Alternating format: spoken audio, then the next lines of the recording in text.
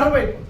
కానీ దేవుని ప్రేమ అది షరతులు లేకుండా, కండిషనల్ లేకుండా ఆయన ప్రేమించాడు.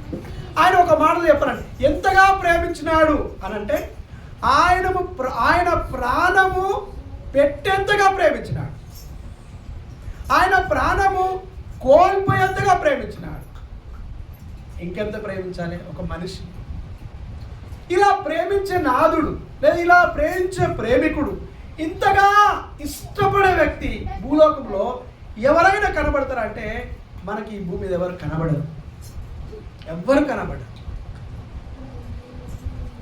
కాబట్టి ఈ రోజున అలాంటి ప్రేమికుడు ఆయన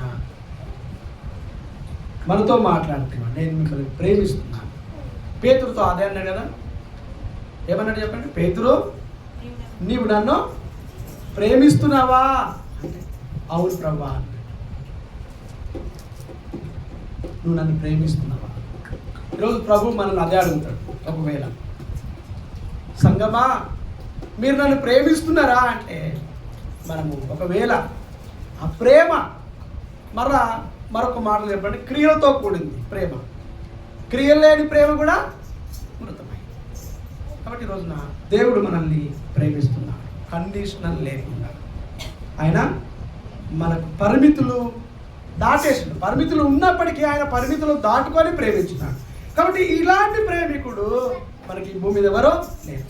మరొక మాట మనం చూస్తే ప్రజలు దేవుణ్ణి ఏం చేసినారంటే, దేవుణ్ణి అంటే ప్రేమించే ప్రేమికుణ్ణి, ప్రేమించే నాదుని ప్రజలు ఏం చేసినారంటే నిరాకరించినారు. చూద్దాం ఆ మాట. నిరాకరించినారు. అపోస్తుల కార్యములు 3వ అధ్యాయం 14వ వచనం. అపోస్తుల కార్యములు 3వ అధ్యాయము 16వ వచనం. ఈ ప్రేమికుణ్ణి లేదా ప్రాణం పెట్టిన ఆ ప్రేమికుణ్ణి, ప్రాణమిచ్చే నాదుని ప్రజలు ఏం చేసినారంటే, మీరు పరిశుద్ధుడును నీతిమంతుడునైన వారిని నిరాకరించి నరహంతకుడైన మనుషుని మీరు కోరుకున్నారు. ఎవరిని కోరుకున్నారు చెప్పండి? నరహంతకుడు ఎవరు చెప్పండి? మామూలుగా బరబ్బా. యేసు ప్రభువు బరబ్బా ఉన్నారు కదా. అప్పుడు మీకు బరబ్బా కావాలా యేసు ప్రభు కావాలా అని, ఈ బరబ్బా అయితే ఇలాంటి జీవితం కలిగిన వాడు, యేసు ప్రభు అయితే ఇలాంటి వాడు. మీకు ఎవరు కావాలో కోరుకోరండి అన్నప్పుడు వాళ్ళు ఏం కోరుకున్నారు చెప్పండి? బరబ్బాను కోరుకున్నారు. కానీ యేసు ప్రభుని ఏం చేసినారంట? ఇక్కడ రాయబడ్డ మాట ప్రకారం యేసు ప్రభుని ఏం చేసినారంట? నిరాకరించారు. అంటే వద్దు అన్నారు, మాకు ఇష్టం లేదు అన్నారు. అంటే మనము వద్దు అనుకున్నా ఆయన మనల్ని ప్రేమిస్తున్నాడు, కాదనుకున్న ఆయన ప్రేమ మనల్ని వెంటాడుతుంది. నిరాకరించినటువంటి ఆ నాదుడు తప్ప మన కొరకు ఇంతవరకు ఎవరు ప్రాణము పెట్టలేదు. కాబట్టి ఈరోజున యేసుక్రీస్తు ఆయన మరి తన బిడ్డల్ని తన చేతులతో చేసిన తన రూపమును కోల్పోయిన తన పిల్లల్ని ఏ విధంగా ప్రేమించినాడు? ఒక చిన్న పాప లేదా బాబు కానీ తల్లి ఏ విధంగా ప్రేమిస్తుంది? ఎంత రోత చేసుకొని ముఖమంతా పూసుకున్నా ఏం చేస్తుంది ఆ తల్లి శుభ్రంగా కడుగుతుంది. అవసరమైతే ఆ రోతలోనే వెళ్ళి ముద్దు పెట్టుకొని శుభ్రంగా కడుగుతుంది. నా బిడ్డనే, నా బంగారు కొండ చక్కగా చేసినావు అని అంటుంది. అలాగున ఈ ప్రేమికుడు అనగా యేసు ప్రభు అంతకంటే ఎక్కువగా ప్రేమించినాడు. ఆయన ఏమన్నాడు? నా అరచేతుల్లో మిమ్మల్ని చెక్కున్నాను, మీరు నా స్వరూపం, మీరు లేకుండా నేను ఉండలేను అని ఆయన పరలోకమును విడిచిపెట్టి భూలోకంకి వచ్చి, అంత మాత్రమే కదా ఆయన దరిద్రుడుగా పుట్టినాడు, దిక్కులేని వాడుగా, ఏమి లేని వాడుగా, అన్ని కోల్పోయిన వాడుగా, సర్వస్వము ఉండి సకల సృష్టికర్త అయి ఉండి ఆయన రిక్తుకునిగా అన్నిటిని విడిచిపెట్టుకున్నాడు. అలా నీ కొరకు నా కొరకు ఈ భూమికి వచ్చినాడు. కాబట్టి యేసుక్రీస్తు మనల్ని ప్రేమిస్తున్నాడు. ఇప్పుడు మనం ఏం చేయాలనుకుంటున్నాం చెప్పండి? తిరిగి బదులు మనం ఆయనకి ఏమి ఇవ్వగలమంటే ఆయన ప్రేమించడం తప్ప ఏమి ఇవ్వలేదు. మనం ఆయన ప్రేమించడం తప్ప ఆయనకు మనం ఏమి ఇవ్వలేదు. వెండి ఆయనదే, బంగారం ఆయనదే, ఈ భూమి మీద ఉన్న ఆస్తులు భూములు ఏవైనా ఆయనకు మనం ఏమి ఇవ్వగలము? లవ్, ప్రేమ. ఆయన కోరుకుంటుంది ప్రేమ. ప్రభువా, నేను ఇష్టపడ్డంతగా నేను ఎవరిని ఇష్టపడను. అబ్రాహాం కదే అన్నాడు. ఏమన్నాడు చెప్పండి? అబ్రాహ్మా, నువ్వు నీ కుమారుని కంటే ఎక్కువగా నన్ను ప్రేమిస్తున్నావా అని అడిగింది. అడిగే మాటలు ఏమన్నాడు? నీ కుమారుని నాకు బలిగా అర్పిస్తావా అబ్రాహం అంటే, ఎస్ లార్డ్, అవును ప్రభువా, చిత్తము ప్రభువా అని అన్నాడు. వెంటనే అబ్రాహ్మ ఆపు, నీ ప్రేమ ఎలాంటిదో నేను తెలుసుకున్నా, నీ భక్తి ఎలాంటిదో తెలుసుకున్నా, నేను అర్థం చేసుకున్నా.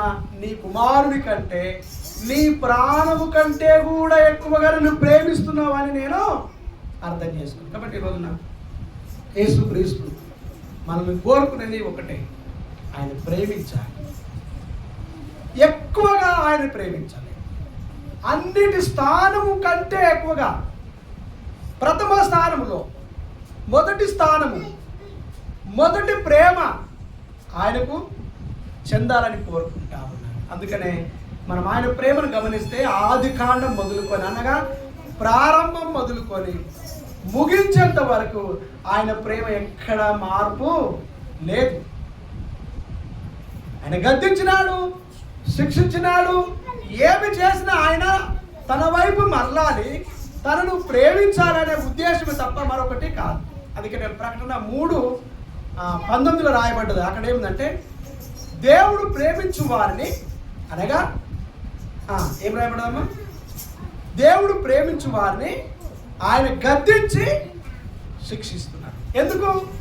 ఆయన ప్రేమించాలని. చదవమ్మ ఒకసారి 3:19.